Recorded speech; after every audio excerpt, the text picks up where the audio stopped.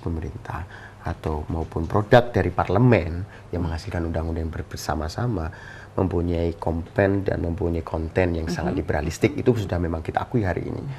Dan kita lihat bagaimana misalnya utang luar negeri sangat menyedot 26% dibandingkan dengan budget Departemen Kesehatan yang Ibu pimpin, mungkin hanya sekitar 9-11% ya, tapi utang luar negeri 26%, Ibu.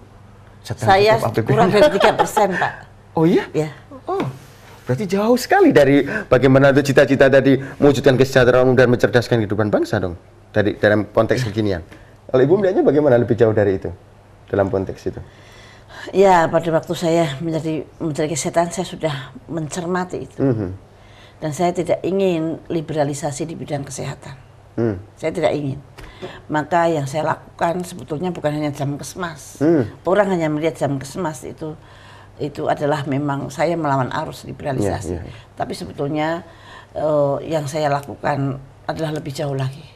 Satu, pembenahan organisasi di dalam, dan kemudian merubah mindset, merubah mindset pegawai-pegawai Depkes.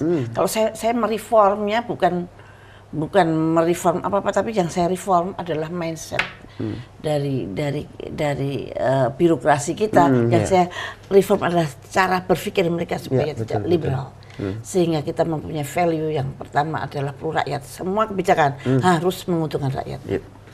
Kemudian kedua, harus cepat dan tepat.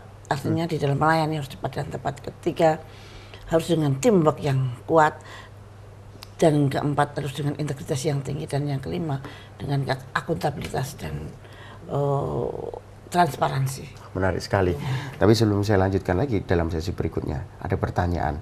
Ketika liberalisasi yang didukung oleh kaum modal hari ini, kalau bahasanya anak muda intelektual ada neoliberal, kaum neolib, itu juga mempunyai epistemis, Bu. Jadi neoliberal di internal itu, di kabinet juga banyak, ya mungkin yang bersama-sama Ibu juga duduk, itu juga kalau bahasanya Soekarno adalah komprador. Tapi satu sisi memang ada kekuatan kartel internasional, IMF, World Bank, kalau di dalam kesehatan mungkin WHO salah satunya, itu juga menyerang. Ibu bagaimana kalau di tengah arus gini? Wah, ini bukan hanya dari luar yang menyerang, Bu, tapi dari dalam mereka juga mempunyai epistemis neoliberalisme. Jadi pertama kali saya untuk menantang arus neolib ini, kalau saya ceritakan banyak sekali. Pertama, saya betulkan dulu status rumah sakit yang akan diprivatisasi. Rumah sakit itu akan diprivatisasi pada waktu saya baru 2 bulan menjadi Menteri Kesehatan. Itu rumah sakit pemerintah diprivatisasi? Dan sudah terjadi privatisasi di rumah sakit DKI. Dan pada waktu itu saya berjuang habis-habisan bahwa rumah sakit yang vertikal, rumah sakit besar-besar yang vertikal harus tidak boleh diprivatisasi. Semua rumah sakit di Indonesia harus tidak boleh diprivatisasi, apapun juga alasannya. Karena dengan privatisasi maka rumah sakit itu akan mudah untuk dibeli oleh orang lain, oleh bangsa lain. Dan yang kalau modal besar, semua rumah sakit dibeli bangsa lain, kemana rakyat saya akan berobat? Pasti hanya rakyat saya yang punya uang yang bisa berobat. Maka pada waktu itu saya berjuang habis-habisan karena semua orang tidak sadar. Semua orang pilih bahwa rumah sakit lebih baik di BUMN kan. Nah, saya dikatakan bahwa kamu tuh goblok. Rumah sakit itu kan kalau di BUMN kan enak. Pemerintah tidak mensubsidi. Menurut saya pemerintah harus mensubsidi. Karena itu tugas pemerintah. Karena amanah. Sesuai dengan Konstitusi Undang-Undang Dasar 45 harus mensubsidi.